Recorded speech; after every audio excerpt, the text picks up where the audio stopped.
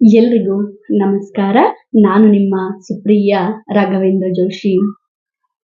ಒಬ್ಬ ಯುವಕ ಬೆಳೆದು ದೊಡ್ಡವನಾಗಿ ಸಾಧನೆಯ ಎತ್ತರಕ್ಕೆ ಏರಿದ್ದ. ಅವನ ಹತ್ತಿರ ಕಾರು, ಮನೆ ಎಲ್ಲವೂ ಕೂಡ ಇತ್ತು.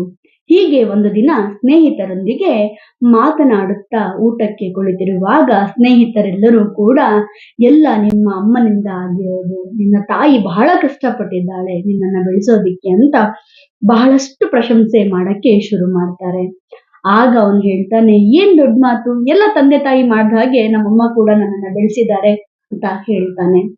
ಆಗ ಅಲ್ಲಿದ್ದ ಎಲ್ಲ ಸ್ನೇಹಿತರು ಹೇಳಿದರು, ಆಗ ನಿಮ್ಮಮ್ಮ ಮನೆ ಮನೆಗೆ ಹೋಗಿ ಕೆಲಸ ಮಾಡಿ ನಿನಗೆ ಹಾಲು ಕೊಟ್ಟು ಊಟ ಕೊಟ್ಟು ಬೆಳೆಸಿ ತಾವು ಉಪವಾಸವಾಗಿ ಮಲಗಿದ್ದಾರೆ, ಅದನ್ನ ಮರಿಬಾರ್ದು ಗೆಳೆಯ ಅಂತ ಹೇಳ್ತಾರೆ.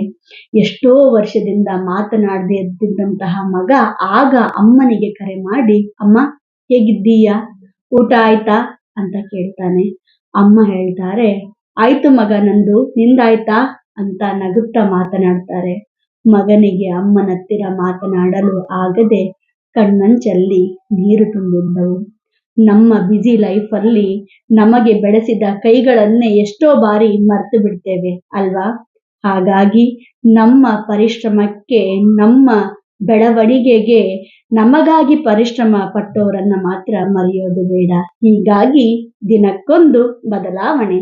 ನಮಸ್ಕಾರ.